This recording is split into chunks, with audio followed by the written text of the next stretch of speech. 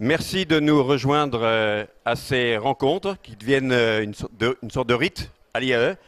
Rencontres organisées en partenariat, acteurs de l'économie en Rhône-Alpes, l'IAE et avec la participation du Musée des Beaux-Arts de Lyon. Alors merci parce qu'on voit que la pause méridienne, cette fameuse pause qui fait tant débat dans la réforme des rythmes scolaires pour les primaires, mais cette pause méridienne, vous acceptez de la passer avec nous. Malgré l'hypoglycémie et vos agendas, on va faire en sorte de rester debout, mais ce sont nos deux invités qui vont nous y aider. Jérôme Rive, directeur de l'IAE, n'étant pas là, il nous a envoyé une carte postale vidéo en son absence.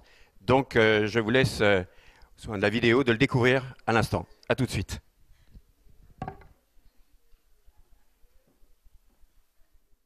Je suis ravi, en tant que directeur de l'IAE Lyon, de vous accueillir sur notre campus universitaire de la manufacture des tabacs pour la première conférence du cycle Art et Management. Ce cycle de conférences, nous l'avons construit et bâti ensemble avec nos partenaires acteurs de l'économie Rhône-Alpes. Son objectif, croiser des regards, obtenir des regards pluriels sur des concepts managériaux. Cela me semble personnellement fondamental pour une école universitaire de management qui a la chance de bénéficier du contexte de l'université et donc de la pluralité des disciplines et des regards croisés sur des concepts. Parallèlement, pour l'IAE Lyon, en tant qu'école universitaire de management, notre positionnement voulu et souhaité est celui d'un management qui soit en dialogue avec les humanités. L'art, en tant qu'espace également de créativité et de création, est fondamental pour l'activité des collaborateurs et dirigeants d'entreprise. Aussi, je souhaite remercier très vivement Heidi Giovacchini et Quentin Hinley d'avoir accepté d'être nos premiers témoins et ainsi de croiser leur regard sur les concepts managériaux qu'ils mobilisent au quotidien en tant qu'artistes d'un côté et directeurs d'une organisation de l'autre. Étant hélas retenu au Maroc pour une remise de diplôme de nos formations, je ne peux et je regrette très vivement de ne pouvoir être parmi vous ce jour, mais je suis certain que les débats seront riches et je vous souhaite de multiples regards croisés et une très grande richesse de vos propos. Très bonne conférence.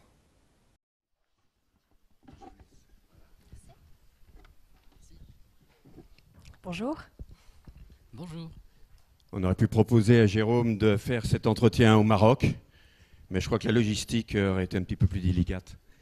Bien, eh bien me voilà bien entouré. À ma gauche, le soin, à ma droite, le son, pour reprendre d'ailleurs une expression qu'avait pointée Edith Giovacchini avec nous. Alors je vous présente rapidement ma voisine de gauche, qui a démarré comme déléguée médicale pour payer ses études, cours du soir au CNAM, management, marketing, vente, et puis qui, peut-être la piqûre du soin ayant pris, s'est orientée vers ses carrières de gestion hospitalière, et donc a passé sa formation dans l'école de gestion de Montpellier. Et puis, après avoir été directrice d'établissement hospitalier, style clinique de Montplaisir, participé à la fusion de cet établissement avec Natesia. Donc fusion d'établissements, c'est pas toujours facile en termes de pratique, de culture d'entreprise. Elle est maintenant directeur, elle insiste sur le mot directeur, d'un centre donc hospitalier psychiatrique, vous nous en parlez tout à l'heure, Nord-Dauphiné. Et alors, ce qui me semble intéressant en termes de formation, c'est que s'occupant donc de la direction d'un centre hospitalier à vocation psychiatrique, elle a voulu rentrer dans la pathologie et elle suit en même temps un DU sur ces psychologies, sur ces problèmes de psychiatrie. À ma droite, donc, Quentin Hinley. Alors, Quentin Hinley est tombé dans la musique tout petit, hein, pratiquement, puisque élève du Conservatoire de Paris. C'est l'alto que vous aviez choisi en premier. Oh non, en premier, c'était la flûte. Enfin, je vous expliquerai peut-être plus tard. Bon, pas le tambour. Succession de ratages d'envie qui m'ont amené finalement à faire la direction, mais c'était pas du tout un choix au départ. Mais j'ai commencé à 5 ans. Voilà. Ah, mais je crois qu'on pourra parler aussi de cet aspect. Comment dans les entreprises, certaines options sont présentées comme relevant de décisions et quelquefois sont des opportunités. Donc, et puis très vite aussi, direction d'orchestre, et vous avez obtenu des premiers prix au conservatoire et en alto et en direction d'orchestre. Et à partir de là, donc, vous avez participé à la vie de plusieurs orchestres aux côtés de chefs comme assistant chef d'orchestre. Vous êtes actuellement en résidence à Lyon pour 2 ans. Voilà, pour 2 ans jusqu'en juin 2014. Voilà. Ce qui ne vous empêche pas d'envisager déjà la suite à Liège ou à Saint-Pétersbourg? Ben, oui, à Paris aussi ou à New York, on verra. Bon, donc on l'a avec nous, il fait partie de ces nomades, de ces intermittents du spectacle. On vous bloque jusqu'à 13h45. Alors, premier élément que je vous soumets à l'un et l'autre, c'est savoir si vous vous retrouvez dans l'une ou l'autre. Alors, des définitions du management, c'est comme les manuels. Il y en a à peu près 3 ou 4 palettes et autant de disques durs. Voilà, une première approche. Le management serait, un peu comme une recette de cuisine, l'art et la manière d'accommoder des ressources dans la perspective d'un objectif, d'un projet à atteindre. Voilà, comment allouer au mieux, comment tirer le meilleur parti de ressources, dont les ressources humaines, pour atteindre un objectif. Il y en a une autre que j'aime assez, je ne sais pas si vous la voyez aussi, c'est l'art et la manière de donner les bonnes raisons de faire et en même temps l'envie de faire. Conjugué, je dirais, cerveau gauche, cerveau droit, ou sensibilité et raison. C'est celle que je préfère. Alors dites-moi, pourquoi? Pourquoi? Parce que, comme l'a très justement expliqué André Comte-Sponville, la valeur travail n'existe pas, la valeur du travail bien fait peut exister, mais le travail, c'est pas une valeur. Le travail, c'est quelque chose que tout un chacun doit faire pour gagner sa vie. Et le rôle du manager, c'est précisément de donner l'envie de travailler, d'être maintenu dans le poste. Alors aujourd'hui, on est en pleine crise, et donc on a beaucoup de gens qui sont au chômage, mais il se trouve que je suis moi dans un secteur où il y a le plein emploi, c'est-à-dire il n'y a pas d'infirmières ni de médecins qui sont au chômage. Donc aujourd'hui, mon rôle, c'est d'abord de recruter du personnel, de recruter du bon personnel, et puis des compétents, et puis de les garder en poste pour éviter que mes concurrents me les prennent. Donc c'est en partie susciter l'envie. Allumer une étincelle. Oui. Et pour vous, Quentin? Eh bien, alors sur ce point-là, on est absolument d'accord. Simplement, dans la direction d'orchestre, c'est un métier qui a énormément évolué en fait dans les 50 dernières années, parce que jusque dans les années 50, 60, les chefs d'orchestre dans la maison dans laquelle ils étaient avaient absolument toute autorité sur tout. Ils décidaient de tout, et on a connu de très grands dictateurs à la tête d'orchestre. Aujourd'hui, ça marche plus du tout comme ça en fait. C'est beaucoup plus organisé, disons, sur le modèle de la démocratie absolument. Mais il y a toujours une hiérarchie qui est très forte. Je vous l'expliquerai après. Et en tout cas, moi je trouve que quand on veut que l'orchestre sonne le mieux et qu'on veut que les gens donnent le meilleur d'eux-mêmes, il faut qu'ils soient investis. Pour qu'ils se sentent investis, il faut qu'il y ait un climat qui soit propice à ça. Et donc la bonne humeur, la bonne ambiance au travail, en musique c'est difficile de dire ça, mais ça l'est quand même, je ne l'envisage pas autrement que dans l'envie commune de mener un concert jusqu'au bout dans les meilleures conditions pour que l'orchestre soit transcendé. Et ça, aujourd'hui, quels que soient les chefs, même les plus grands qui parcourent le monde, je pense qu'il y a toujours, évidemment, il y a la dimension artistique qui est très forte, ça c'est le pouvoir artistique du chef, mais il y a aussi un côté vraiment de communiquer sur l'envie de bien faire. Et un musicien qui n'a pas envie de bien faire, il va faire son travail, il va jouer comme ça, mais il va se dire vivement la prochaine semaine qu'on a un autre chef. Et ça, c'est vraiment ce que je déteste. Mais alors, justement, sur cette envie, comment faire en sorte que chaque jour ne soit pas la répétition du précédent? J'imagine qu'un univers hospitalier est fait de protocoles, de procédures, et donc peut être véritablement un tue l'envie. Comment parvenez-vous à faire que cette envie d'un travail bien fait ne soit pas érodée au fil des jours? Alors effectivement, on a besoin de protocoles, et heureusement qu'ils existent, ce qui permet quand même d'assurer une certaine qualité des soins. C'est aussi un de mes rôles, c'est de garantir cette qualité des soins.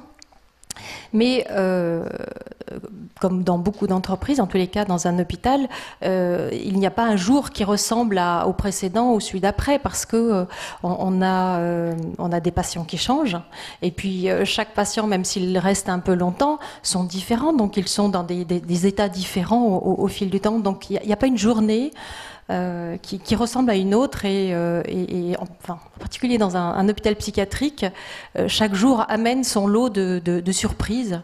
Alors parfois heureuses, parfois malheureuses, mais donc il n'y a pas de monotonie. Il n'y a pas de monotonie. Mais c'est précisément parce qu'il n'y a pas de monotonie qu'il faut apporter un cadre, et que les protocoles sont là pour le faire en particulier.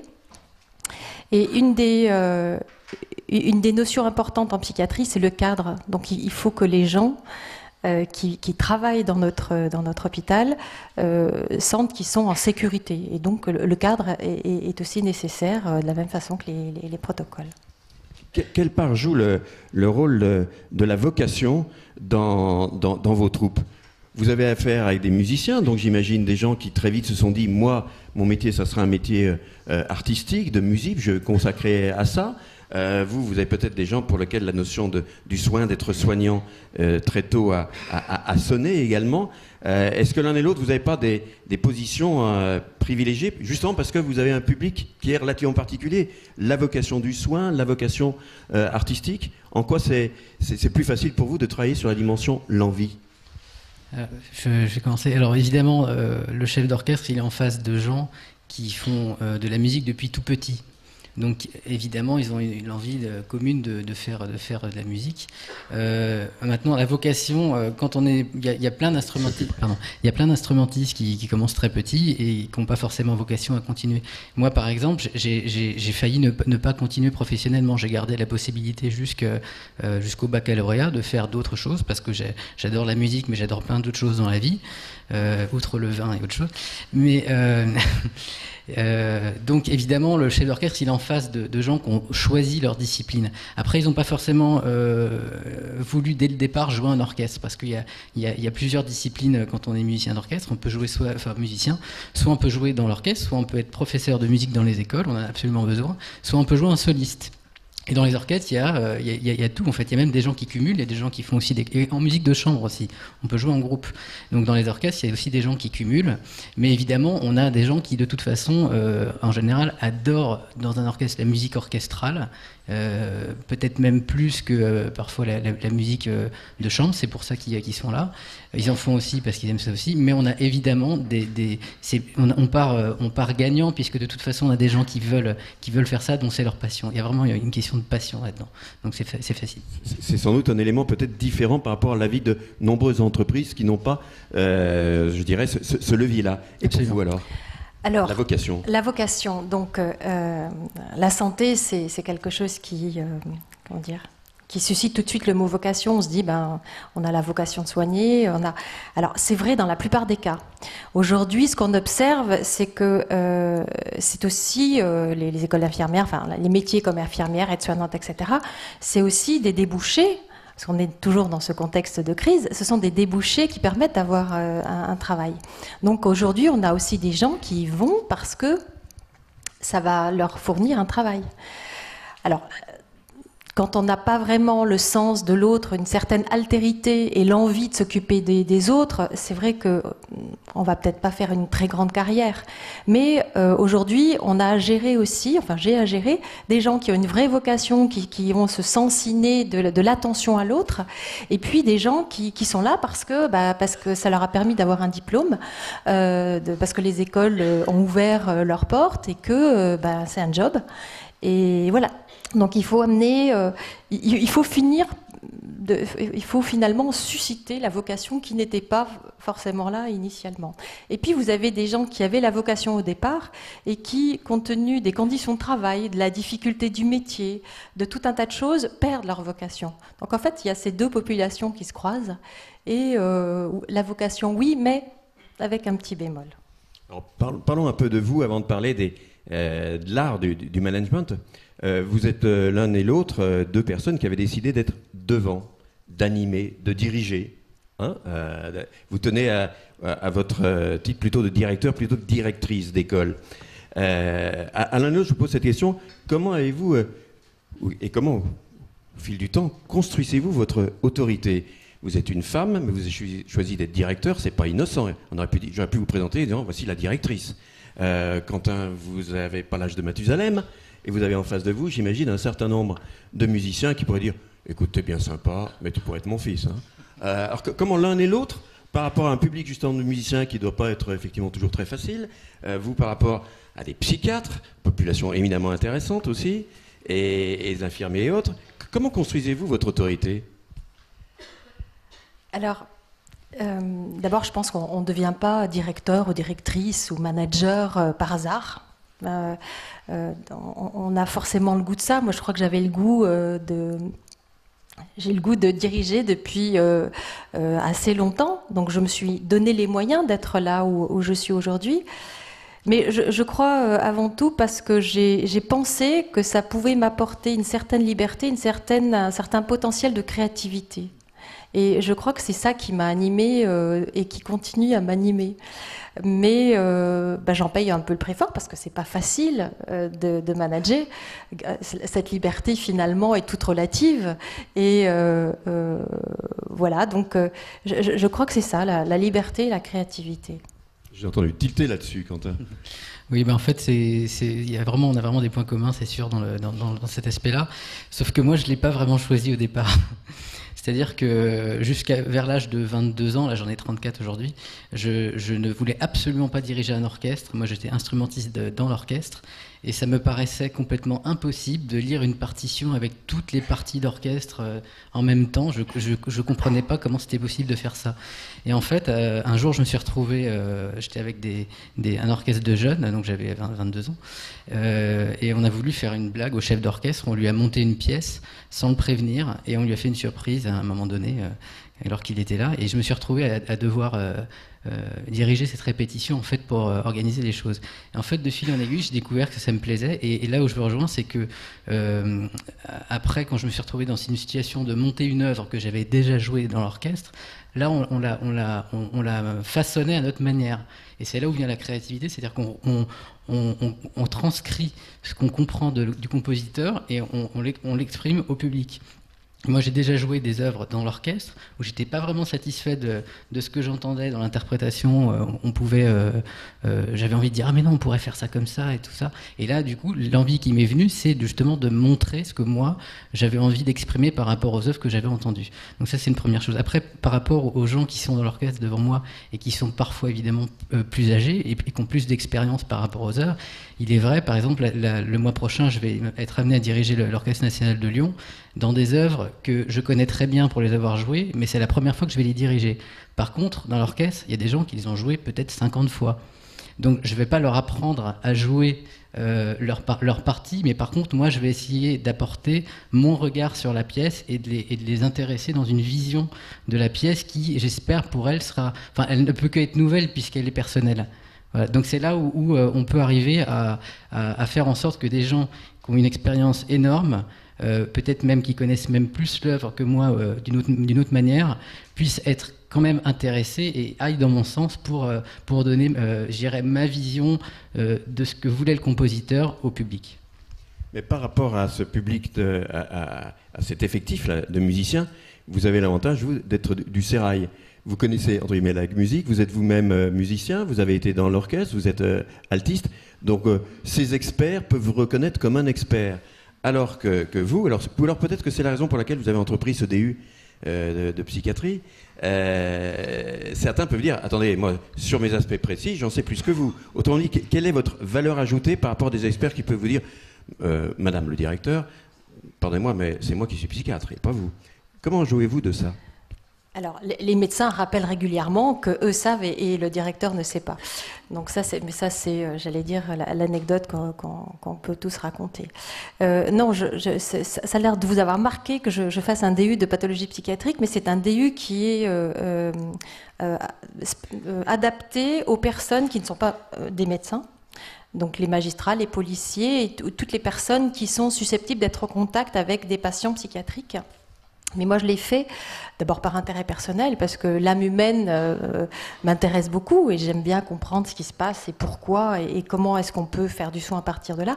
Mais je l'ai aussi fait parce que je voulais pouvoir mieux comprendre mes médecins pour travailler avec eux autour du projet médical. Et donc moi, je ne suis pas psychiatre et j'ai pas du tout envie de l'être et je ne suis pas là pour leur dire comment il faut qu'ils soignent, mais j'ai besoin de comprendre comment sont les pathologies et comment eux peuvent agir pour pouvoir mettre en place une organisation qui va faire que on est tous au service d'une même cause, c'est celle du patient. Et donc je suis là comme facilitateur. Un directeur, il va donner une orientation sur une stratégie ou il va quand même imprimer quelque chose, un peu comme un chef d'orchestre. Moi, je mets ma patte, forcément, dans les établissements où je passe. Il y a ma patte, il y a ma façon de faire, il y a ma patte, mais on est quand même dans un ensemble très normé. Voilà, on est très bordé, très normé. Donc, on ne peut pas faire ce qu'on veut, mais il y a quand même cette possibilité de mettre une petite touche personnelle. Et moi, je dois pouvoir accompagner, faciliter le travail des soignants. Voilà, c'est mon rôle, c'est un rôle de coordinateur, de facilitateur. Parfois aussi, je tranche sur des décisions, ça c'est aussi mon rôle, mais pour moi, le métier directeur, c'est avant tout de coordonner et d'accompagner. Si j'interrogeais des personnes qui ont travaillé avec vous, sous votre direction, qu'est-ce qu'ils me diraient de votre patte ?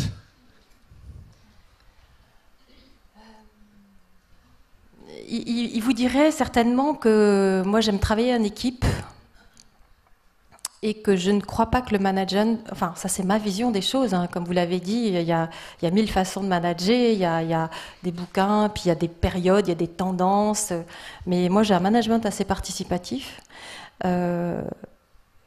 et j'aime bien avancer en équipe, en horde presque, c'est-à-dire que voilà, je suis un peu le chef de la bande, mais il y a une bande quand même et je ne sais pas jouer de tous les instruments, si je veux faire la comparaison avec Quentin, mais j'en connais quand même quelques-uns, fort heureusement. Mais je suis vraiment là pour emmener les gens. Le rôle de directeur, de manager, c'est quelqu'un qui doit pouvoir emmener, qui doit pouvoir créer autre chose, une dynamique, une envie, et puis qui doit donner le sens dans tous ces expressions, c'est-à-dire le sens, mais le sens, pourquoi est-ce qu'on est là, pourquoi est-ce qu'on fait ça. Voilà, c'est ça le rôle du directeur.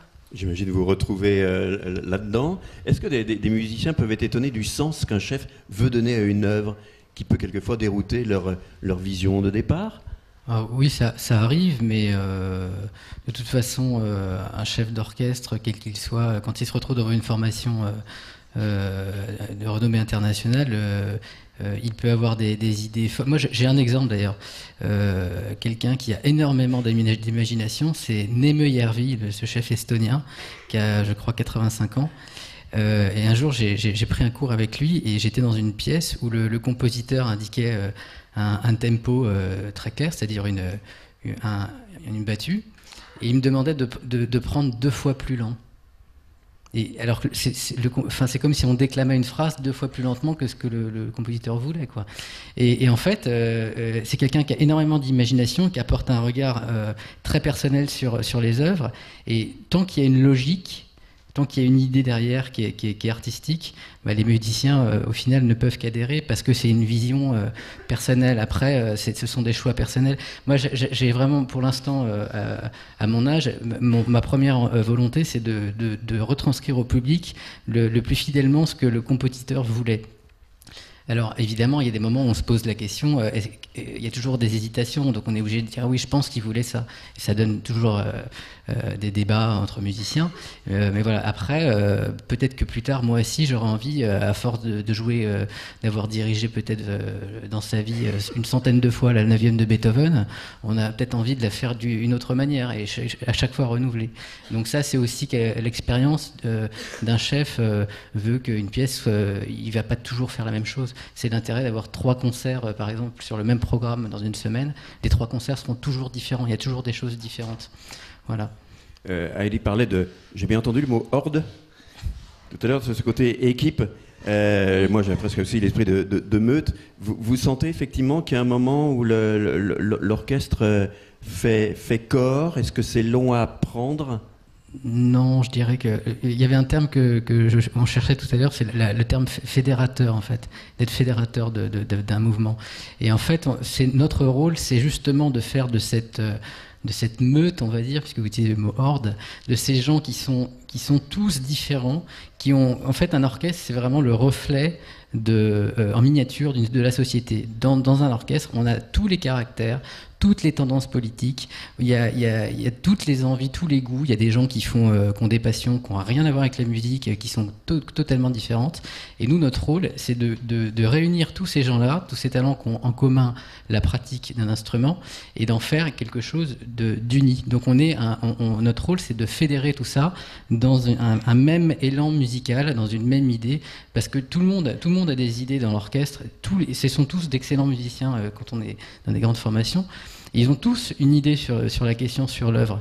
Et nous, on doit être le fédérateur de toutes ces idées pour en faire une commune. C'est comme ça que l'orchestre peut jouer ensemble et être unifié pour effectivement devenir un bloc sur la scène en face du public.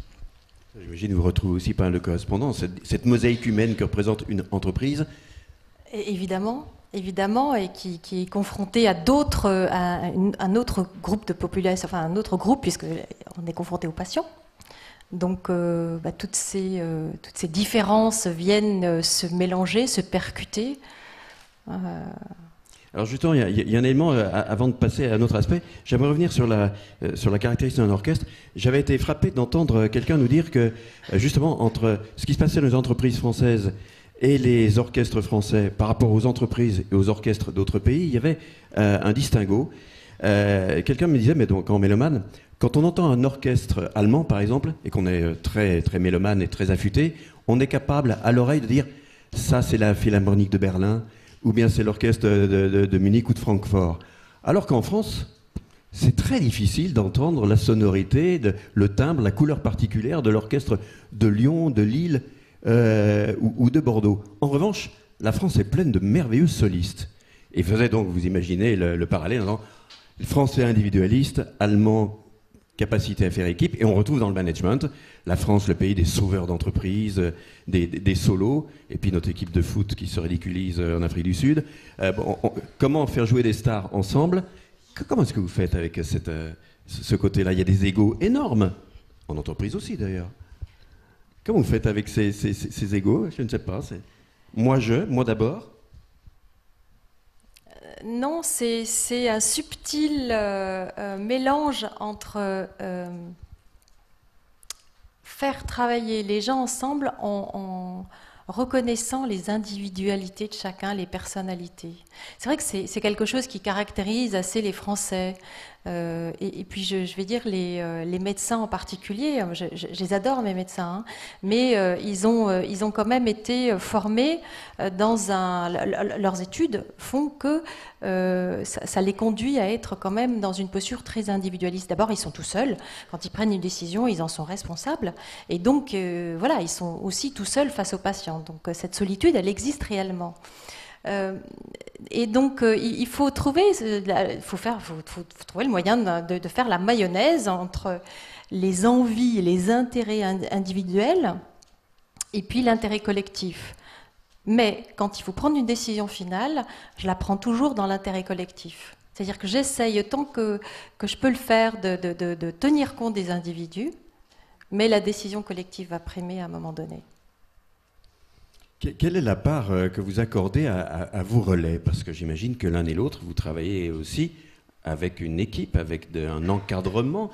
Il y a bien un encadrement dans un orchestre. Comment ça se passe? Oui, alors ça dépend de l'orchestre en fait. Il y a différentes,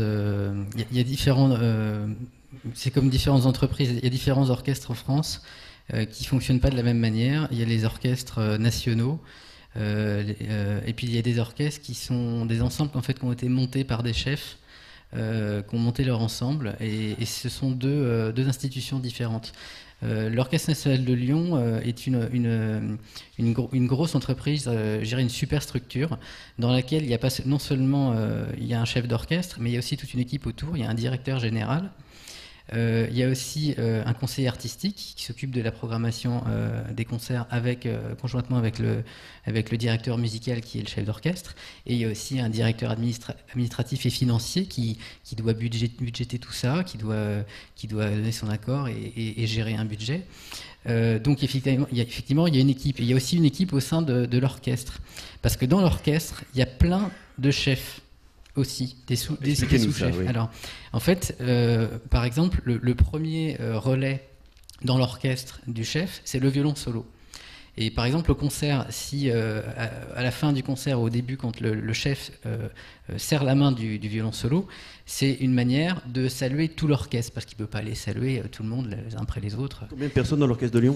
Combien de musiciens? Ça dépend, ça dépend des concerts. Format symphonique? Oui, ça peut monter à 80 ou 90 musiciens, voilà. Voire plus. En général, c'est 80 à peu près. Donc il y a le violon solo qui est le chef de toutes les cordes dans l'orchestre. Mais chaque groupe de cordes est aussi... Enfin, il y a une division dans les groupes de cordes. Il y a les premiers violons, il y a les seconds violons, donc qui ne jouent pas la même chose. Tous les premiers violons ensemble jouent la même partie. Les seconds violons jouent une autre partie qui est en général un peu moins aiguë, mais qui se complète. Ensuite viennent les altos, qui sont l'intermédiaire entre les violons et le violoncelle dans le spectre sonore global.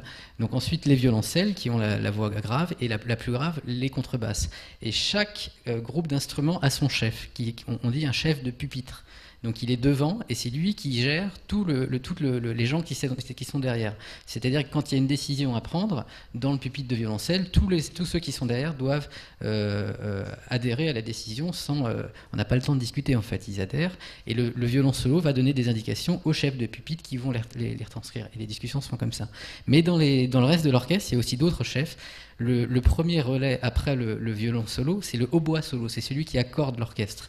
Lui, il en charge tous les bois, les instruments, les bois, c'est-à-dire les hautbois, les clarinettes, mais aussi les flûtes qui fait partie des bois, et les bassons et d'autres instruments s'il y en a en plus. Donc lui, il a vraiment en charge tout ce pupitre. Et dans les cuivres, c'est le corps solo qui a en charge toute la section des cuivres. Donc il y a les corps, en général, dans une formation classique, qui sont à peu près 4. Il y a les trombones, le tuba et les trompettes. Voilà, donc il y a vraiment une relation, je dirais une construction un peu pyramidale sur le modèle d'une entreprise, d'une hiérarchie très forte, et l'orchestre ne pourrait pas fonctionner autrement. Parce qu'on a besoin de gagner du temps.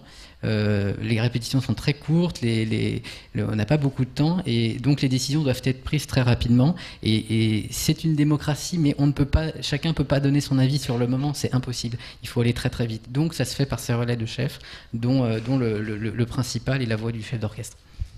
Merci de nous avoir fait pénétrer les coulisses. Alors, cette organisation hiérarchique est-elle aussi structurée ? Oui, forcément, parce que il faut bien que l'organisation soit structurée, c'est la garantie de sa pérennité. Alors, chez nous, on est 300, donc on est un peu plus nombreux que chez Quentin.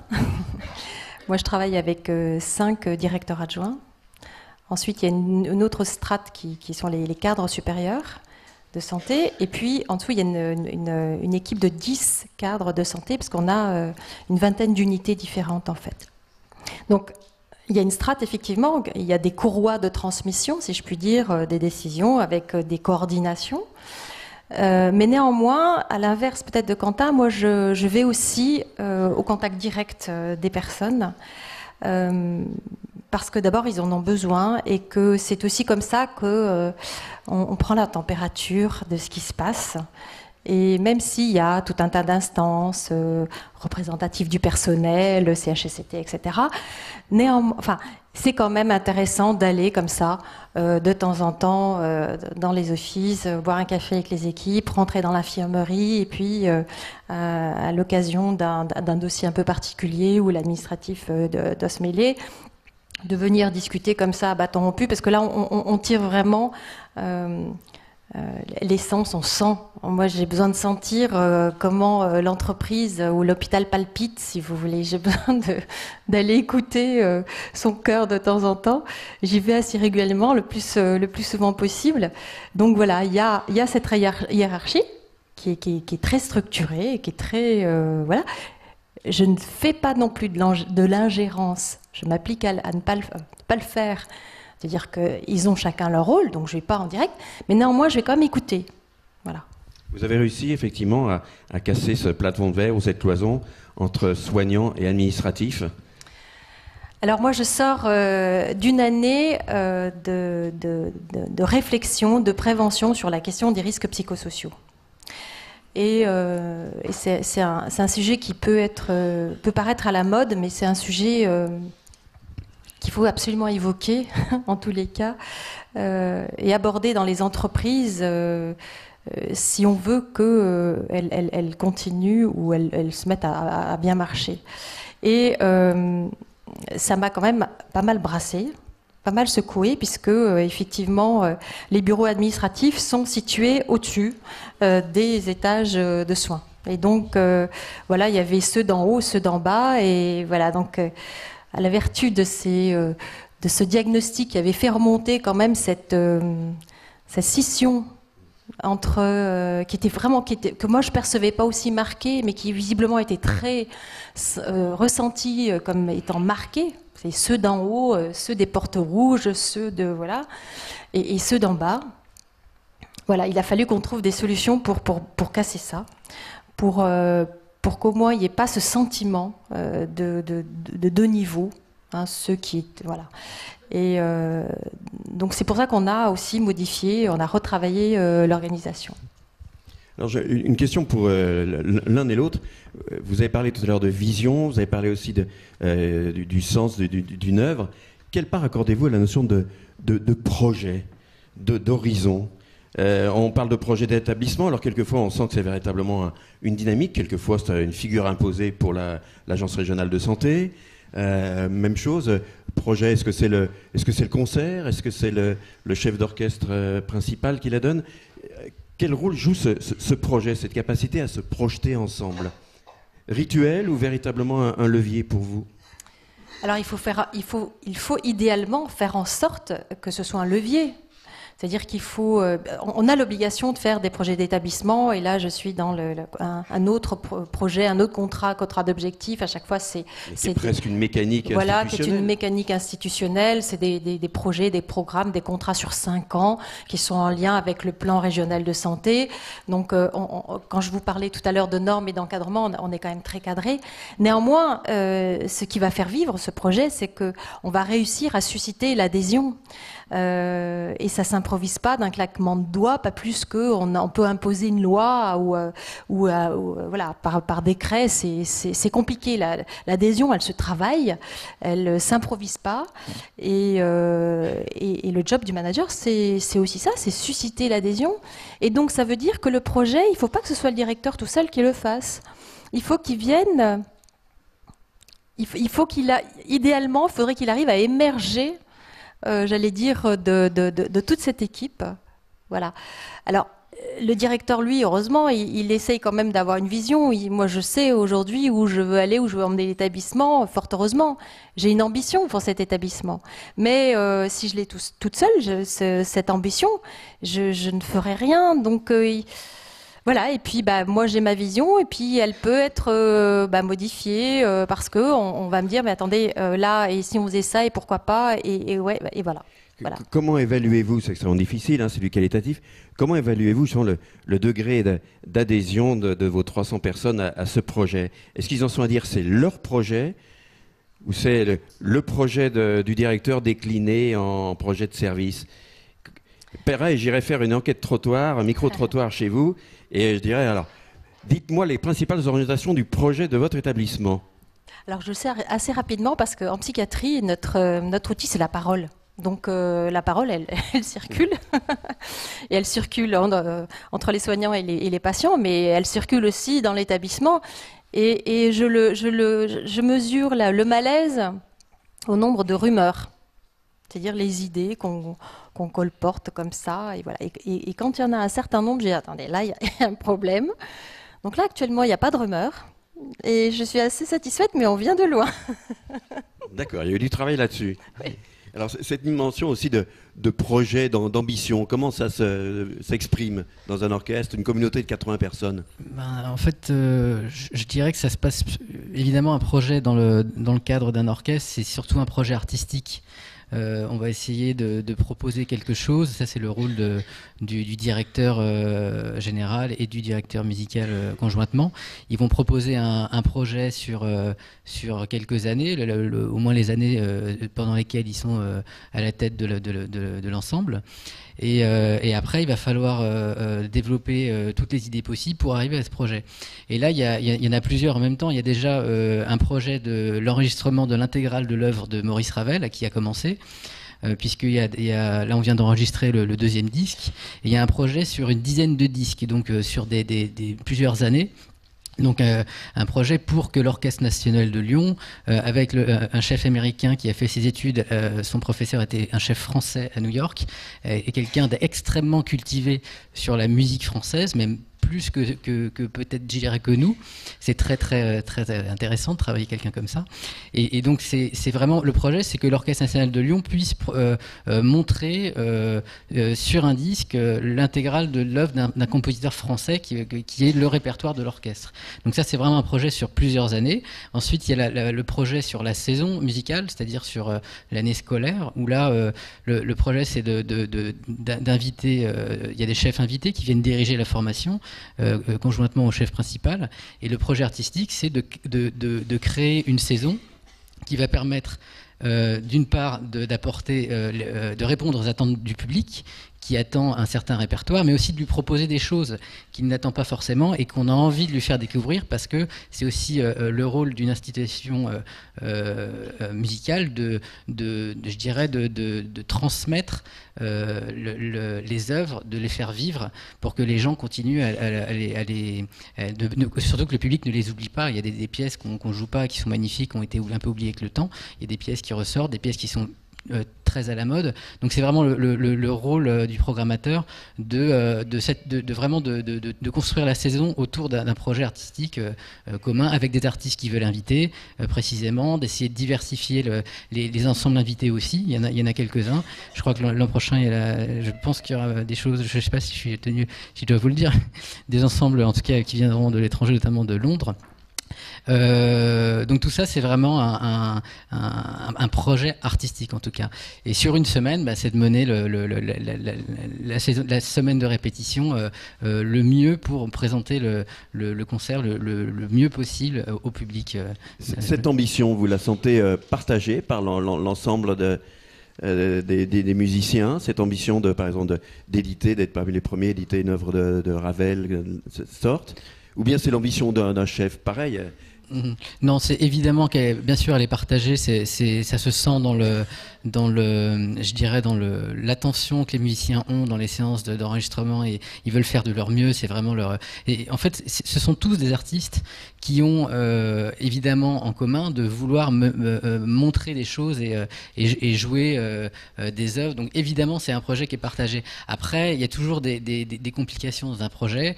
On manque souvent de temps parce que on aimerait avoir plus de répétitions, plus de séances d'enregistrement pour faire les choses, mais c'est sans cesse. Et à un moment donné, on est obligé de dire, oui, là, on a un temps imparti, il faut faire le mieux possible en temps imparti. On peut pas, on pourra toujours faire mieux, en fait. Sinon, on s'arrête demain, on enregistre et puis on rentre chez soi et plus personne vient au concert. On pourra toujours faire mieux ou différent, en tout cas. Donc, le projet, c'est de montrer pendant une semaine le travail de l'orchestre à un instant donné, avec un chef donné et des musiciens donnés. C'est-à-dire des musiciens qui sont là aujourd'hui, qui dans 10 ans, quelques-uns seront plus là, il y en aura d'autres, ce sera toujours l'Orchestre national de Lyon. Donc ça, c'est vraiment le projet donc d'un groupe. Et oui, il y a évidemment l'adhésion des musiciens derrière qui veulent en tout cas défendre la musique de leur pays, c'est leur culture, et le projet aussi, c'est de l'exporter à l'étranger.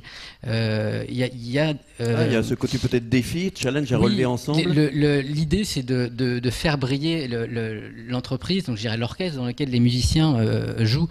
Et donc, il y a des projets, en tout cas pour l'année prochaine, d'essayer de faire des tournées à l'étranger pour montrer le travail de l'orchestre dans du répertoire français, d'exporter la culture française. Et je pense que c'est notre rôle en tant qu'artiste français de montrer la culture, de faire rayonner la culture française à l'étranger. Donc on l'a fait dans notre domaine.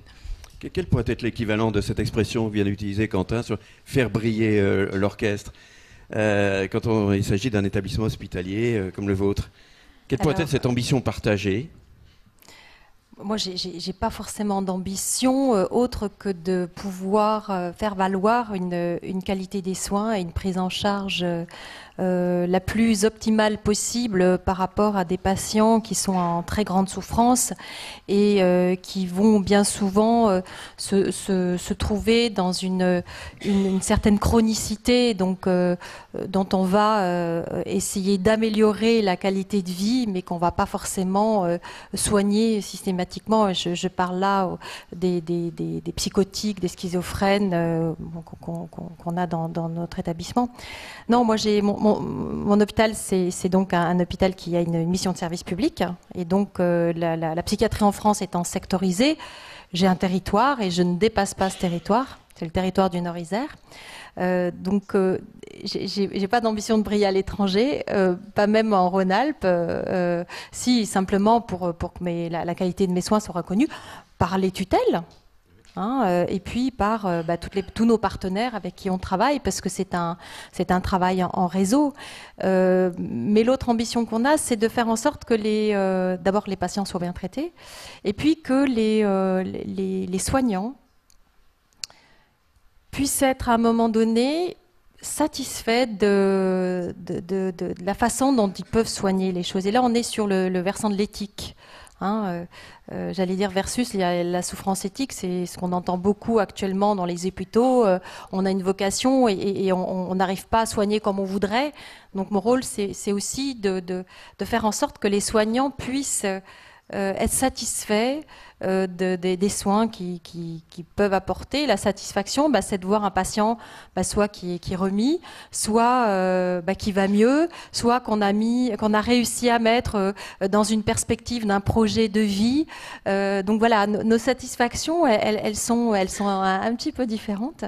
Mais si on veut comparer le soin et le son, on a l'ambition que ce soin, il est comme votre son, il est d'une grande qualité.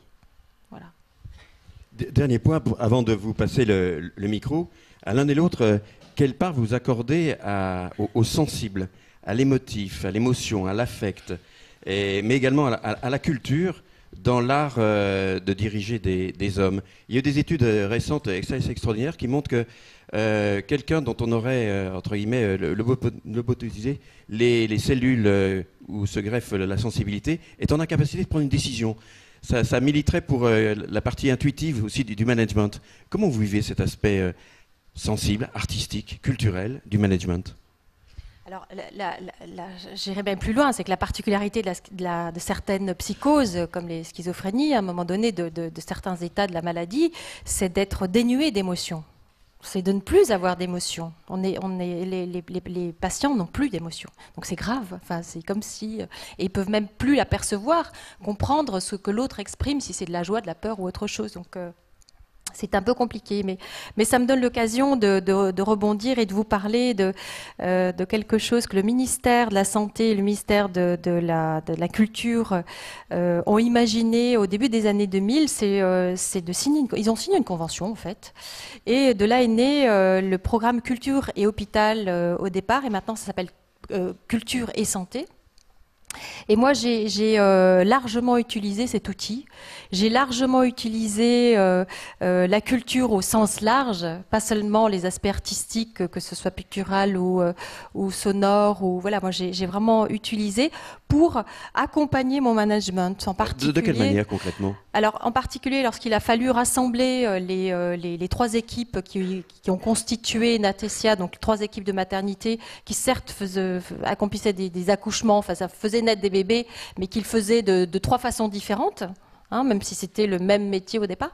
On a travaillé, on a utilisé la culture comme support pour faire en sorte, d'abord, parler de culture d'entreprise, culture du soin, parce qu'on a des cultures aujourd'hui différentes. On ne soigne pas de la même façon. Enfin, on ne soigne pas de la même façon. Il y a des écoles lyonnaises, comme il y a des écoles parisiennes, voilà. Donc de pouvoir parler autour de ces cultures, du soin, et puis d'utiliser des médias comme la photographie, ou comme le théâtre, ou comme la peinture, ou d'autres choses, pour pouvoir sortir de son cadre. Alors là, précisément, je vous ai parlé beaucoup de cadre, de la nécessité d'un cadre, mais la culture, c'est aussi pouvoir changer ce cadre pour simplement changer son regard sur ses collègues, sur le patient lui-même, sur soi. Et voilà, donc moi je l'utilise, je suis une militante parce que parler assemblée, culture et santé, ça relève encore aujourd'hui du militantisme, parce que la réponse classique c'est mais pourquoi dépensez-vous pour la culture, vous feriez mieux d'augmenter nos salaires, ou dépenser ceci, etc. Donc la culture, y compris à l'hôpital, reste quand même quelque chose de le plus souvent considéré comme superflu, on va dire. Sauf qu'en psychiatrie, ce que j'ai rencontré, c'est que l'art peut être aussi thérapie. Et donc, c'est un média qui est très, très utilisé parce que ça permet aux patients d'utiliser d'autres modes d'expression. Mais moi, je l'utilise aussi pour les soignants, parce que ça permet de donner à voir que les soignants, c'est pas simplement des blouses blanches, c'est aussi des hommes et des femmes qui ont une vie, qui ont une sensibilité, et ça leur donne l'occasion de pouvoir se confronter d'une manière différente. Et dans le hall de l'hôpital, on a tous les mois une exposition. Tantôt c'est un artiste extérieur, tantôt c'est un infirmier ou un soignant de l'hôpital, et tantôt c'est des patients. Et donc voilà, ça tourne et ça permet de se retrouver, d'avoir un point commun. Et puis, parce que la psychiatrie, ça reste quand même quelque chose de particulier, ça permet à l'hôpital aussi de s'ouvrir sur la cité et de contribuer à essayer de soigner un mal qui est celui de la stigmatisation de la psychiatrie. Et je voudrais qu'on puisse en parler autrement que lorsqu'il y a des drames, des meurtres, des choses comme ça, parce que la maladie psychique, c'est aussi quelque chose qui peut toucher tout un chacun à n'importe quel moment. Ça n'épargne aucune catégorie socio-professionnelle, ça peut potentiellement n'épargner personne. Et donc, voilà, c'est aussi l'occasion d'en parler autrement. Et cette dimension affective, cette sensibilité qui est propre à un artiste, comment est-ce qu'elle vous aide ou comment est-ce qu'elle peut vous gêner dans la direction des hommes? J'imagine que des artistes sont peut-être plus naturellement enclins à libérer cette part d'émotivité. Comment la gérez-vous, cette émotivité-là? Oui, alors je voudrais juste faire une petite chose par rapport à la thérapie en musique. Il y a effectivement ce qu'on appelle la musicothérapie. Moi, j'ai des amis qui la pratiquent et qui permettent à des gens, ça peut être des autistes, des maladies mentales comme ça, qui permettent d'obtenir des résultats assez, je pense que vous connaissez mieux le sujet que moi, mais assez bluffants, parce qu'on voit des réactions de gens qui sont plutôt coupés du monde de la communication et qui reçoivent des choses et on a des réactions. Donc ça, c'est très intéressant. Et donc, pour revenir à l'émotion, il y a un gros problème en fait quand on dirige une œuvre, c'est de pas se laisser emballer par le côté émotion de la chose. On est je dirais un véhicule de la musique, du son entre le plateau et la salle. Et moi, je crois que c'est Jean-Claude Casadesus qui parlait très bien de ça, qui parle très bien de ça, il est à Lille, le chef d'orchestre à Lille, l'Orchestre national de Lille, qui disait que je l'ai vu souvent parler de l'utilisation de ses deux mains. Il dit à droite c'est la main de la métrique, de la battue, et à gauche c'est la main du cœur. C'est-à-dire, avec la main gauche, en général, on construit les phrases. Et ce qui peut se passer quand on a un élan musical très fort, une phrase musicale très expressive, il faut surtout pas se laisser aller il y a un cadre qu'on peut pas dépasser, parce qu'il faut absolument garder le contrôle sur l'action qui est en train de se passer sur l'orchestre. Et si on sort d'un certain cadre, on n'est plus dans l'action de diriger, en fait. On est on est submergé par l'émotion, et ça, c'est néfaste. Je dirais que c'est à un moment donné néfaste pour l'homogénéité du groupe. L'émotion, elle est dans la salle. Elle est dans les oreilles, elle est dans le cœur, mais elle se transmet par les gestes jusque dans la salle. C'est intéressant, là, vous êtes en position presque inversée. Là, oui, alors je voudrais rajouter quelque chose en parlant d'émotion. Moi, j'ai appris en psychiatrie à rire de la maladie. C'est-à-dire que on vit des choses dramatiques et il faut qu'on essaye d'amener la personne, parfois à avoir de l'émotion, à gérer l'émotion. Je parle des soignants face aux patients. Mais on n'est pas censé rire de la maladie. Et pourtant, si. Et l'émotion, le rire, en psychiatrie, on s'autorise à rire de tel patient qui a une attitude un peu bizarre parce qu'il a telle pathologie, etc. Voilà, alors c'est un peu particulier. C'est un blindage, c'est une défense ou c'est autre chose que ça? C'est certainement peut-être un blindage, mais c'est aussi de se dire que on fait ce qu'on peut et que la vie est sérieuse, mais bon, il faut quand même pas trop se prendre au sérieux non plus.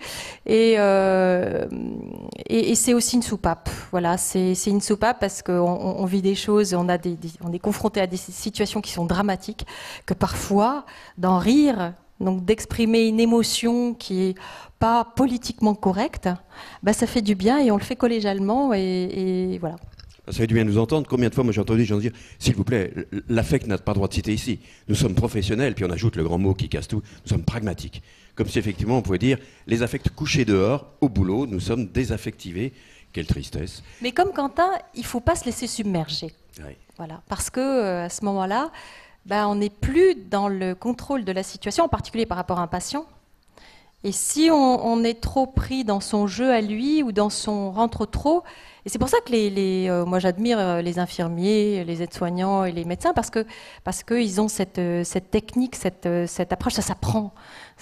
Il y a une vraie technique derrière tout ça. Comme si le management c'était un art de la distance à soi et à l'autre.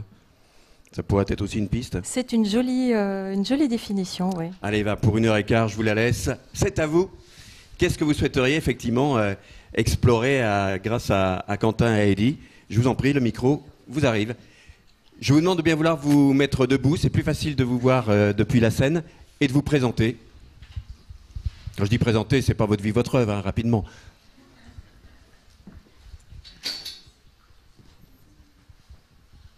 Je vous en prie. Oui. Je vois à gauche, là-bas, une main qui se lève. Bonjour. Et ici, là, d'accord. Bonjour, je suis consultant en démarche qualité.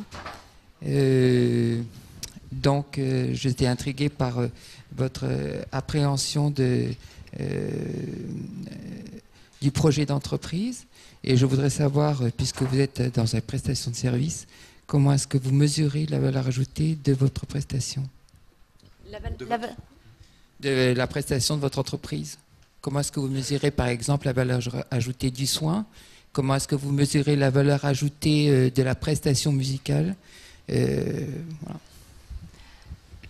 Valeur ajoutée de la prestation du soin à la société qui bénéficie du soin et au public d'une métropole qui bénéficie d'un orchestre. Alors tout à l'heure, je vous ai parlé de normes d'encadrement, de tutelle, de tout ça. On a, depuis les années 96, les établissements hospitaliers sont tenus de rentrer dans des démarches de certification. Et donc, en fait, la qualité, elle se mesure. On a tout un tas d'indicateurs et c'est comme ça que l'on sait si on est bon, moins bon, si on doit progresser. Voilà. Donc on est bardé d'indicateurs. Et je peux aujourd'hui vous dire, voilà, en plus ces données sont publiques et c'est la haute autorité de santé qui vient mesurer ça tous les 4 ans à peu près. Et c'est un état de bien-être, c'est une non-récidive. Concrètement, parmi ces indicateurs, qu'est-ce que vous pourriez me donner comme tableau de bord? Il y a 300 items, donc c'est très lourd, mais ça permet de vraiment connaître l'état d'un établissement par rapport à la qualité du soin qu'il dispense. Ouais.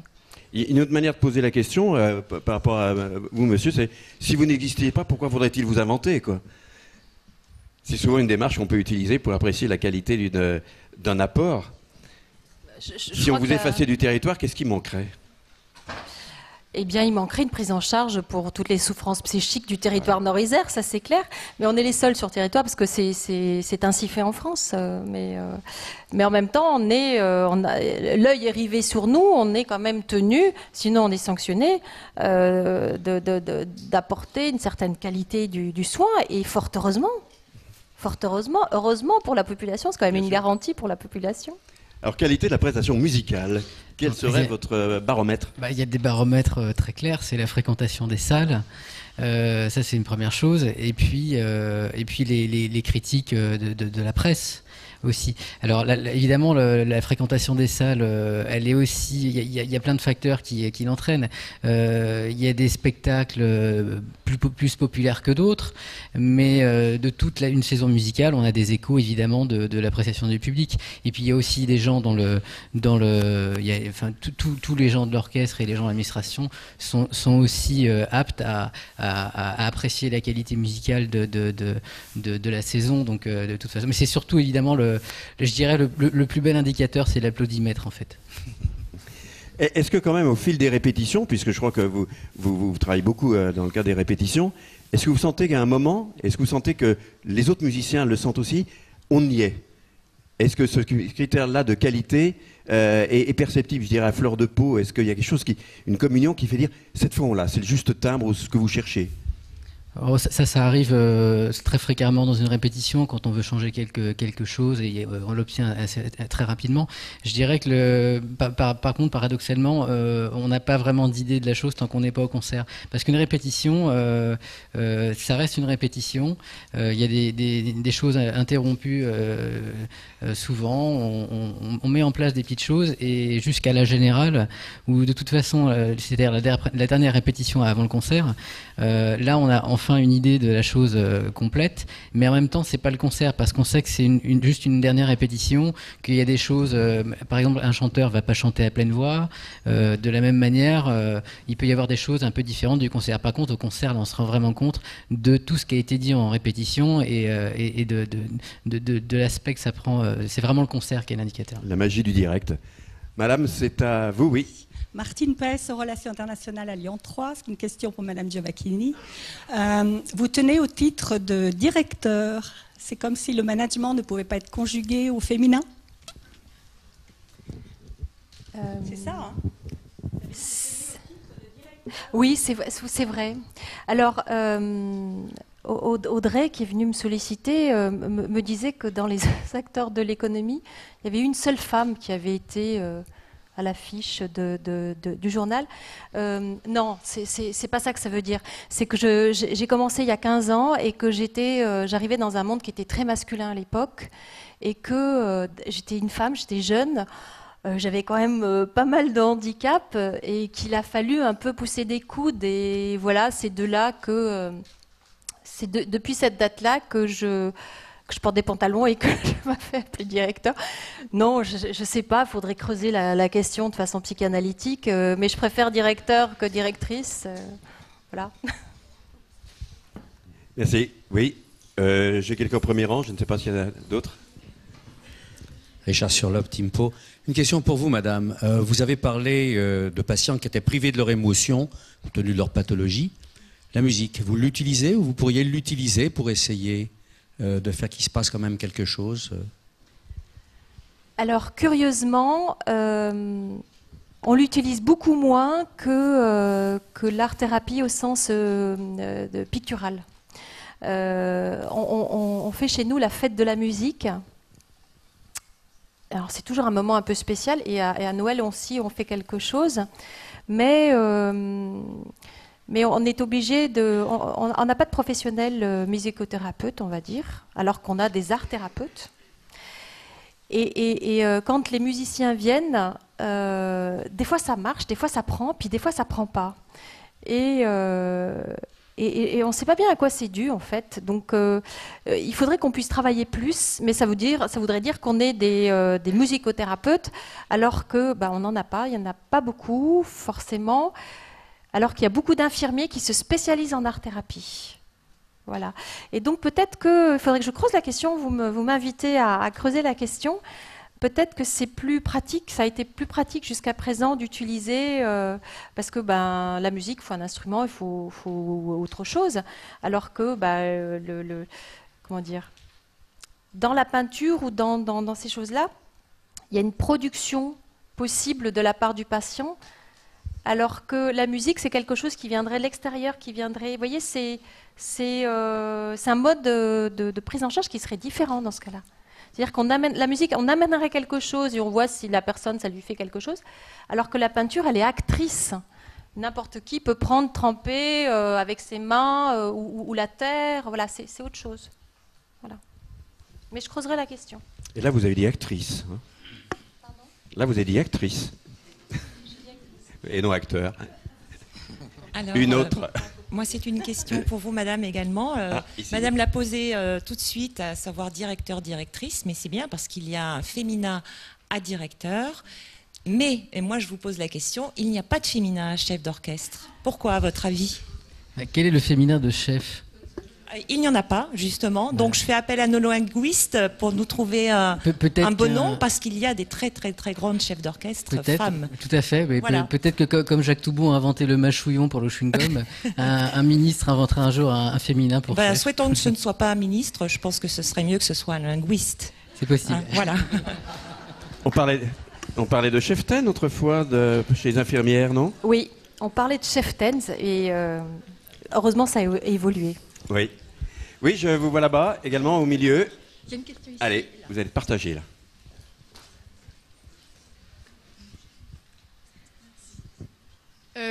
Oui, bonjour Mathilde, je suis étudiante en communication. J'ai une question pour vous, madame. Vous avez dit que le fait d'être manager, ça vous apportait de la liberté. Mais moi, j'avais toujours eu l'impression que justement, quand on était manager, on avait moins de liberté parce qu'on avait plus à s'occuper d'une équipe et des soucis de son équipe. Et je voulais savoir si vous pouviez plus développer ce que vous aviez dit.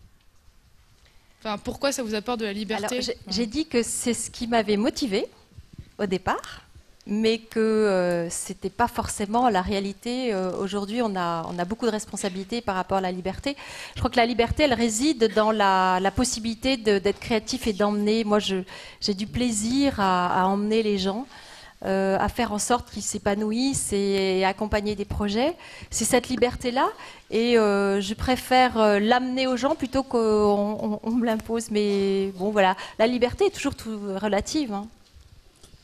Mais je rebondis votre question, Quentin, même chose, et quelle part figure libre et figure imposée par rapport à une œuvre, les indications données par son auteur, le chef d'orchestre en titre de l'orchestre, et vous, quelle liberté avez-vous en tant que chef assistant, où mettez-vous votre patte ? Alors, je vais d'abord répondre par rapport au compositeur. La liberté, elle vient de la rigueur, en fait. Elle vient c'est comme je dirais un acteur de théâtre qui apprend un texte. Il est absolument libre de l'interpréter comme il veut à partir du moment où il l'a vraiment intégré. Là, c'est pareil. Une œuvre, on doit absolument voir tous les détails et comprendre ce qu'a voulu le compositeur. Et de là naît la liberté de l'interprétation. De la même manière, on va faire travailler les musiciens pour être le plus précis. Et une fois que tout est travaillé et compris, et à ce moment-là naît la liberté. C'est l'instant du concert, en fait. C'était quoi la deuxième question ? Non, mais vous êtes bien là, la part de marge de manœuvre qui vous est laissée à vous d'imprimer votre patte, dans ce cadre extrêmement, qui pourrait paraître extrêmement contraignant. Ouais, mais c'est ça. Vous avez parlé d'autre chose aussi, je me souviens plus, juste avant. Non. Non, mais c'est vraiment ça en fait. C'est la rigueur, le travail. C'est ça c'est de là que naît. C'est comme il y a souvent l'image de avant c'est le fil et l'aiguille en fait. Avant de pouvoir coudre, il faut passer le fil dans ce tout petit trou dans l'aiguille. C'est exactement pareil. C'est de travailler à fond une partition, et une fois qu'on l'a complètement intégrée, là en fait on fait ce qu'on veut avec. Oui. Vous voyez, vous me faites réfléchir, c'est intéressant.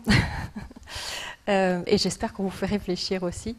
La liberté, en fait, je crois qu'il y a deux types de managers. Je préfère imaginer des projets, inventer des projets que gérer le quotidien. Et je crois que c'est ça que je suis venue chercher dans les fonctions de direction, plus que de manager, c'est de pouvoir susciter ou imaginer des projets, les lancer.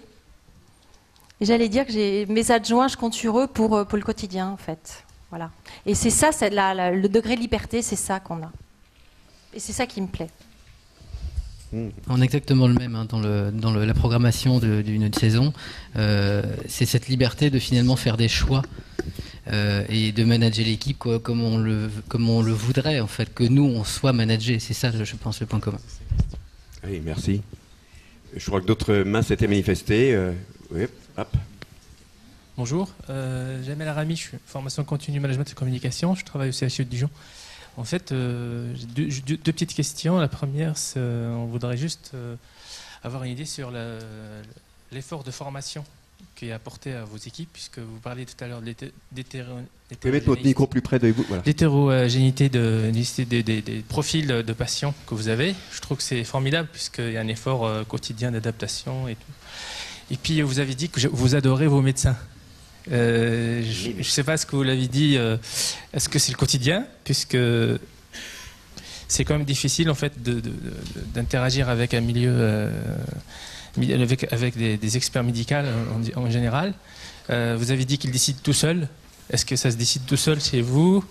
Est-ce que c'est concerté? Puisqu'aujourd'hui le problème, en tout cas la valeur ajoutée qu'apporte l'hôpital aujourd'hui, puisqu'on préfère l'hôpital, puisque l'hôpital, la décision médicale est concertée. On pense c'est plutôt la valeur ajoutée de l'hôpital. Donc, juste deux petites questions, merci. Alors, mes médecins, je crois qu'il y a une linguiste dans la salle, c'est un abus de langage, c'est très affectueux et voilà. Mais parce que on se confronte quand même quelquefois, puis on se réconcilie, donc voilà, c'est une longue histoire d'amour. Après, oui, ils sont tout seuls face à la décision médicale. Ils ne sont pas tout seuls dans l'institution. Mais de la même façon que le directeur il travaille avec une équipe et il lui appartient la décision finale, le médecin il est avec son équipe, avec les assistants, les infirmiers qui donnent, parce qu'en psychiatrie effectivement c'est un travail pluridisciplinaire et parce que la maladie psychique est tellement compliquée que plusieurs symptômes peuvent amener à diagnostiquer plusieurs types de maladies, donc c'est vraiment l'œil multiple est très important. Mais quand le médecin va décider qu'il va donner tel neuroleptique ou tel médicament, il va être tout seul et il va prendre la responsabilité tout seul de faire cette ordonnance-là ou de mettre une personne en chambre d'isolement ou de demander à ce qu'on fasse tel traitement, telle prise en charge. Donc il y a bien la solitude du médecin dans sa prise en charge. En revanche, il n'est pas tout seul, il a une équipe et puis il y a l'institution qui est autour, effectivement. Mais comme le directeur, il est face à son choix tout seul, oui. Merci. Oui. Loïc Deveau, Théâtre de l'Arc-en-Ciel. Vous disiez au tout début de votre intervention, si j'ai bien compris, que le travail n'avait pas une valeur, une fonction économique. Alors, j'ai du mal à entendre, mais la question c'est, est-ce que le travail n'est pas le lieu justement de création de la personne et de son accomplissement? Et si l'on parlait tout à l'heure que le management c'était de donner envie, c'est pas de partir de cette démarche-là pour chaque personne en fait? Alors, ce que je disais en début de séance, c'est en faisant référence à André Comte-Sponville qui a développé ça. Je vous invite à chercher sur Internet, vous tapez André Comte-Sponville et valeurs travail, vous allez voir. C'est que le travail n'est pas une valeur en soi. Le travail bien fait est une valeur, mais le travail n'est, si n'importe qui dans cette salle, y compris moi, si vous aviez la possibilité de faire autre chose que travailler pour gagner, vous le feriez certainement. Hein. Si vous gagnez au loto, par exemple, je suis pas sûre que vous pouvez garder votre poste, mais vous avez l'assurance que bon. Tout ça pour vous dire qu'une fois qu'une personne qui n'a pas de boulot, son plus grand souhait, c'est de trouver un job. Une fois qu'elle l'a, elle a ce qu'elle voulait. Donc voilà, le désir retombe, on va dire.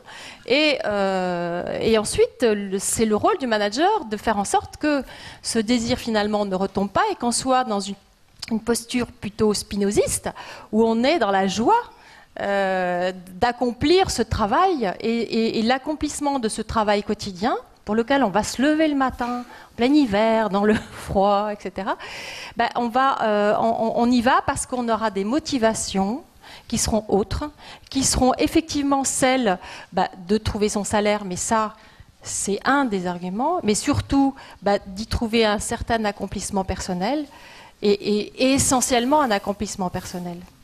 Mais l'accomplissement personnel, vous avez des gens qui ont la vocation, qui y vont et qui s'automotivent. Mais si le cadre il n'est pas bon, si l'organisation n'est pas bonne autour, la personne, même si elle est très, très motivée, elle va s'épuiser. Et donc c'est bien le rôle du manager de permettre que cette motivation puisse être maintenue, entretenue, qu'elle puisse être augmentée et que la personne puisse trouver une projection dans l'entreprise, voilà. Sinon, elle s'en va. Voilà. Vous sentez aussi cet aspect d'adrénaline qui est là ou qui n'est pas là Mais on a exactement la même chose en fait dans l'orchestre. Quand il y a ça peut arriver que les musiciens dans l'orchestre, dans une semaine, jouent des œuvres qu'ils ont déjà jouées 100 fois. Quelle est la motivation d'aller la jouer une 101e fois avec un chef qu'ils n'aiment pas? Il y a aussi à un moment donné où il y a les gens non plus n'ont pas forcément envie d'aller à la répétition. Ça arrive, ça m'est déjà arrivé aussi en tant qu'instrumentiste. Mais évidemment, on a toujours, il y a une chose à laquelle on se raccroche, c'est qu'on a une saison musicale et qu'on a des œuvres et qu'on peut toujours trouver son compte. Mais ça arrive aussi, comme partout, qu'on n'ait pas forcément envie de se lever et d'aller entrer au travail. Donc ça nous touche également. Et est-ce qu'en tant que chef, vous avez le rôle de réinjecter cette envie-là? Ah bah oui, bien sûr, évidemment. C'est mon rôle de faire en sorte que justement le musicien qui va jouer pour la 101e fois une symphonie quelconque, que ce soit qu'il s'en souvienne de cette 101e fois. Et en bien, pas « oh là là, c'était la pire ». C'est évidemment mon rôle de faire en sorte que les musiciens soient contents de venir en répétition. Moi, c'est comme ça que je le sens en tout cas. Merci. Geneviève Brichet, l'Association lyonnaise d'éthique économique et sociale. Alors c'était assez osé que de mettre en parallèle ces deux professions. Bon, je reconnais bien là les débats autrement, c'est bien. Vous avez presque réussi à nous faire penser que vous aviez exactement les mêmes préoccupations et qu'à la limite, on mettait Heidi d'un côté, on mettait Quentin de l'autre et ça marchait aussi. Bon, j'exagère. Alors, pour rester sérieux, il y a quand même un endroit où ça marche pas le parallèle. C'est que autant de votre côté... Quentin, j'ai pas retenu votre nom, mais voilà, Quentin, c'est bien. Autant de votre côté, Quentin, vous avez comme but et comme motivation d'avoir le plus de spectateurs possible, et donc de remplir la salle, puisque c'est un petit peu la reconnaissance de votre travail. Autant pour vous, Heidi, c'est un peu plus compliqué, parce que est-ce que, éthiquement parlant, ce serait grave si vous me disiez que votre motivation, c'est d'avoir le plus de malades possible et de remplir à donf votre clinique? Alors, hélas, l'hôpital est rempli à donf, comme vous dites. Et aujourd'hui, on est dans une problématique de gestion de lits, de gestion d'entrée avec des listes d'attente. Donc moi, aujourd'hui, j'allais dire que la crise, elle a des effets qu'on ne soupçonne pas sur la fragilité des personnes. Et on a aujourd'hui l'étayage de la société, des familles, de l'entreprise, tout ça est en train de s'effondrer. Et donc, ça crée des personnes qui ne tiennent plus psychiquement, on va dire, et qui s'effondrent. Et donc on a une demande qui est différente de ce qu'on a pu connaître et qui, j'ai l'impression, va en augmentant. Donc on a beaucoup, moi j'ai pas de problème de place, mais voilà, aujourd'hui la problématique c'est de savoir comment est-ce qu'on soigne bien, comment est-ce qu'on répond à notre mission de service public pour accueillir et prendre en compte toutes les demandes. On va encore prendre une question, il est moins 20, c'est bon, oui. Bonjour, Alexis Camilleri, je suis étudiant en master de management territorial. Vous avez beaucoup évoqué le fait d'animer le réseau interne en fait, de votre structure, d'évaluer le bien-être de vos collaborateurs. J'aurais voulu savoir s'il y avait aussi une importance dans l'animation du réseau externe, en fait. L'animation du réseau de professionnels et d'être un petit peu en fait, le porte-drapeau ou le bouclier pour votre structure face au reste des professions en tant que manager. Face à l'applaudimètre ou justement aux sanctions que vous évoquiez. Alors le travail en réseau, c'est le propre du travail en psychiatrie.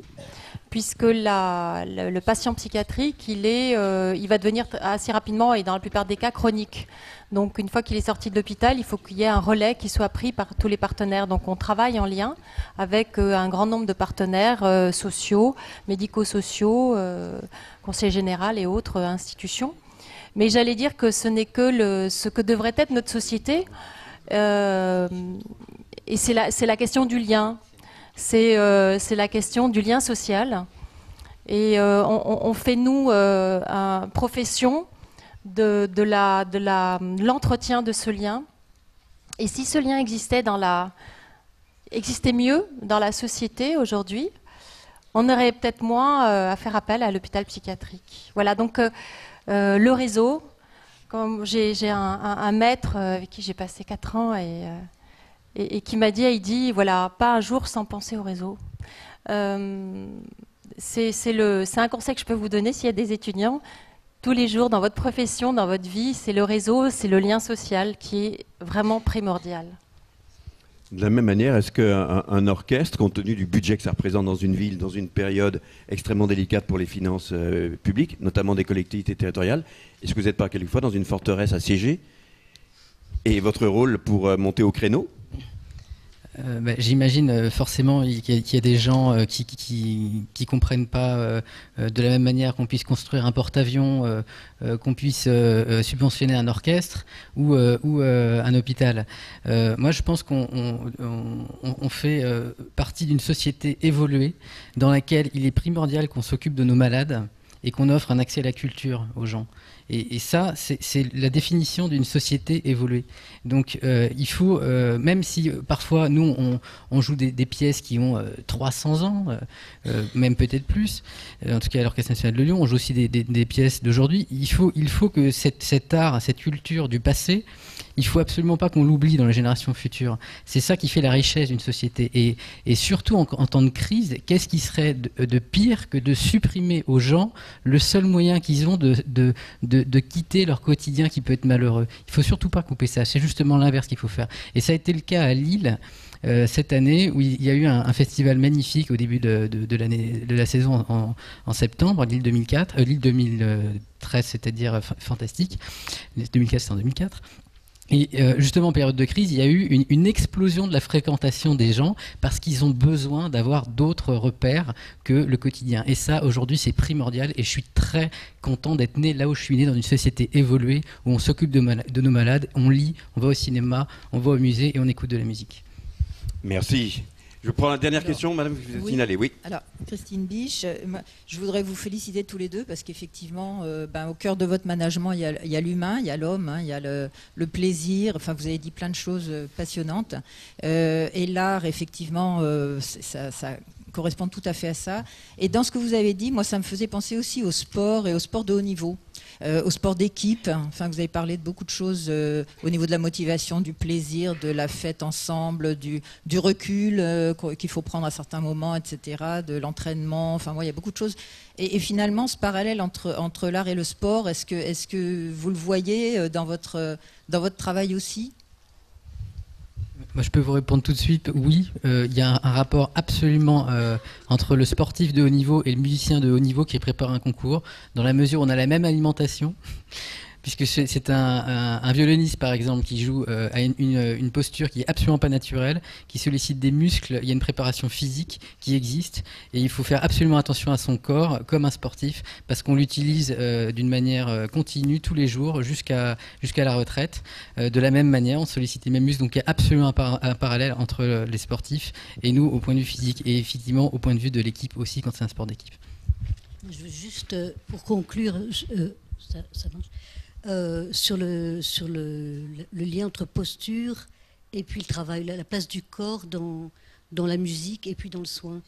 Vous parliez tout à l'heure de musicothérapie, je crois que c'est aussi important de donner la place au mouvement, à la danse. Je suis moi-même sur un travail de posture et musette professionnelle.